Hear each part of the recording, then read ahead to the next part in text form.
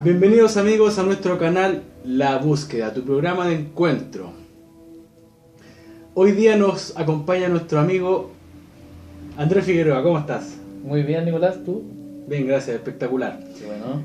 Hoy vamos a hablar de un tema que a nosotros nos gusta un poco y queremos tocarlo por las cosas que suceden cotidianamente en el día a día.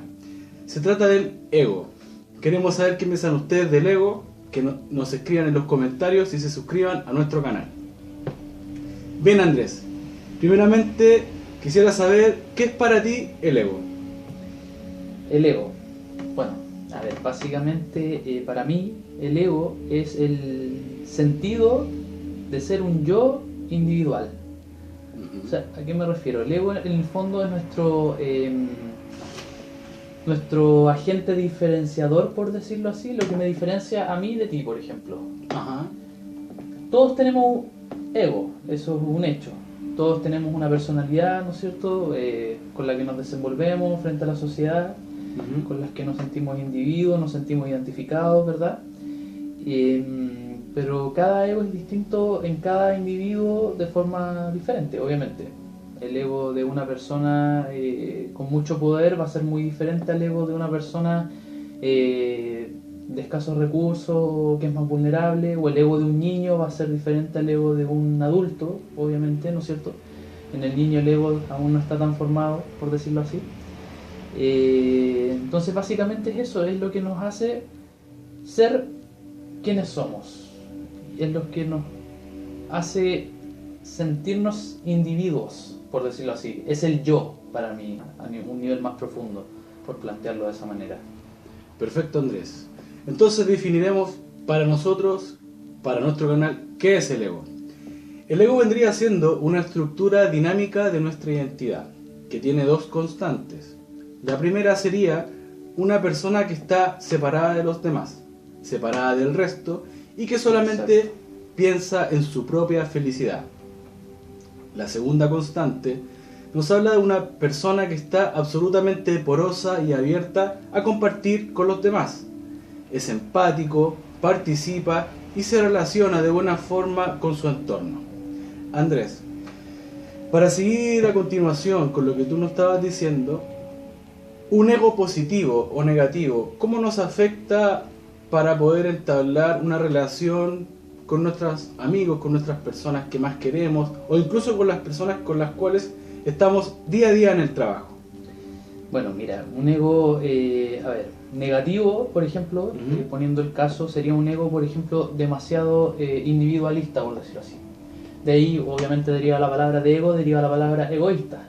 Perfecto. Una persona demasiado egoísta, demasiado preocupada de sí misma, de que no me importa lo que le pasa a los demás, me importa lo que me pasa a mí, que yo tenga un buen pasar, que yo esté bien, que yo me sienta bien. Es una persona que en el fondo va a producir una ruptura. Un quiebre, exactamente. Un quiebre dentro del entorno en el cual se desenvuelve. Puede ser un entorno familiar, que generalmente es el que más afectado se ve, pero también puede ser un entorno laboral de cualquier tipo, obviamente. Si una persona es demasiado egoísta, muchas veces les cuesta mucho trabajar en equipo, les cuesta compartir ideas, ¿verdad? Es como que les cuesta un poco desenvolverse con el resto de las personas.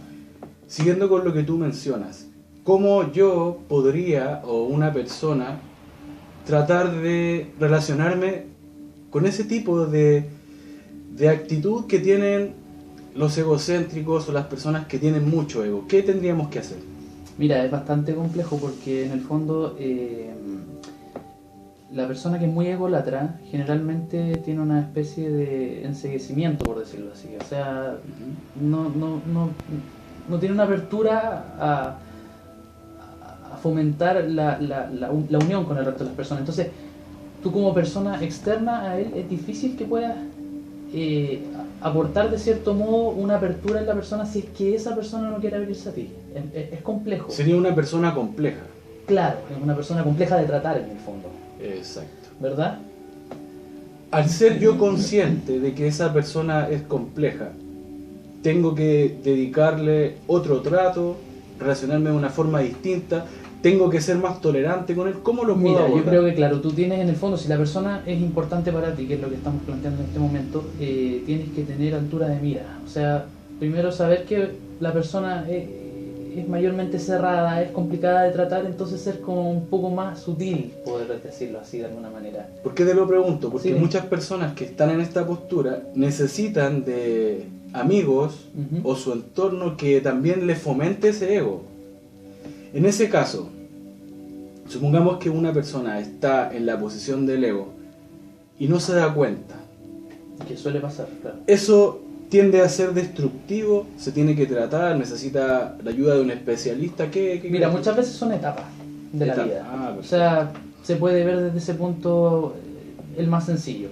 Pero otras veces el ego se apodera de muchas personas y nosotros lo vemos hoy en día con la gente en las calles que anda como eufórica, ¿no es cierto?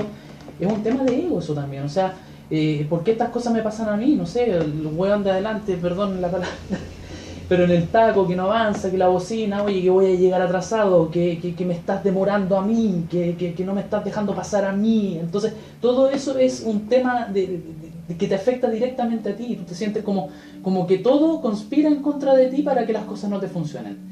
Esa generalmente es la mentalidad de una persona con mucho ego, muy egoísta, ¿cachai? Porque en el fondo esto es sistémico. Entonces, si algo te está afectando a ti, en el fondo nos afecta a todos. Entonces hay una postura en el fondo en la que tú te pones como persona egoísta que dice, no, esto me afecta a mí, pero hay personas que son más abiertas de mente y dicen, pucha, esto nos está afectando a todos, voy a tratar de mantener la calma, voy a tratar de crear un ambiente pacífico para que esto fluya con mayor paz. ¿Entiendes? Son dos mentalidades muy, muy diferentes, en verdad. Siguiendo con lo que dices, se me viene a la mente lo siguiente. Esa persona no se da cuenta de lo que sucede o de los sentimientos de las personas que están a su alrededor.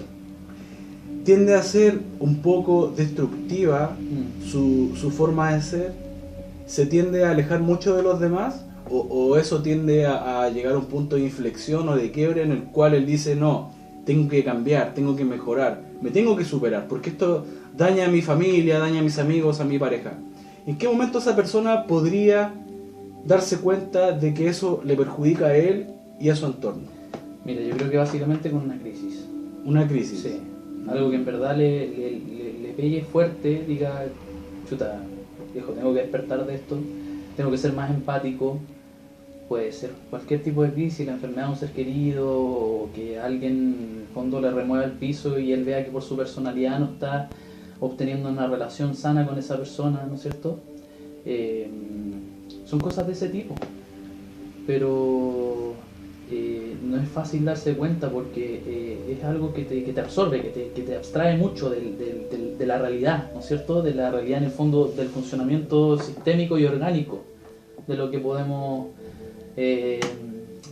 venir a llamar relaciones humanas, relaciones de todo tipo, sociales, ¿entiendes?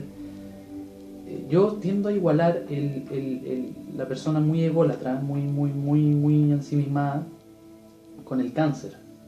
No sé si ¿Cómo sería eso? Cómo funciona. Profundiza un poco para que nuestros amigos te puedan entender. Mira, básicamente el cáncer funciona de la siguiente manera. El cáncer es una célula, en el fondo, que es la célula cancerígena, que no se reconoce como parte de su entorno. Podríamos decirlo metafóricamente, se separa de su entorno, ¿no es cierto? Y esta célula en sí misma, creyéndose separada del resto de las células, comienza a multiplicarse en sí misma y se provoca lo que se llama la célula, el cáncer, justamente, una multiplicación celular de una célula específica. Yo tiendo a igualar esto metafóricamente mucho con una persona muy ególatra, porque en el fondo la persona hace lo mismo, se separa, ¿no es cierto?, se ensimisma y desde sí empieza a segregar una personalidad tóxica que empieza a afectar su entorno, a todo su medio ambiente en el fondo, ¿verdad? Entonces, de cierto modo, como sociedad no funcionamos tan distintamente a un cuerpo, a un ¿cómo decirlo?, a un sistema. Un sistema. Un sistema. Está todo conectado. Y nosotros, al separarnos del sistema, provocamos una corrupción, literalmente. O sea, corrompemos el sistema, lo empezamos a doblar y... Interesante. Sí, interesante. las cosas. Quiero ponerte, a ti Andrés, si me lo permites, en esta otra perspectiva. ¿Cómo sería una persona que de alguna forma le falta un poco de ego, le falta esa actitud para poder desenvolverse en el día a día? Perfecto, tú me estás hablando un poco de la persona que con falta de personalidad, un poco, ¿no es cierto? Ya. A ver, yo siempre, desde mi punto de vista, toda persona posee un ego, ¿ya? Eso es algo que tiene que saberse sí o sí. No hay una persona así que sea completamente carente de ego, no. Ajá. Hay un ego enaltecido, un ego fortalecido y un ego herido, ¿ya? Son las dos variables. La persona que tú me estás hablando ahora es una persona que tendría un ego más bien herido, ¿ya? Por distintas razones, no sé, maltrato, algún trauma o perdió su alguna trabajo, crisis, alguna crisis un quiebre fuerte, de ¿no es relaciones, cierto? Algún problema exacto, tipo psicológico, lo que sea. Ujú.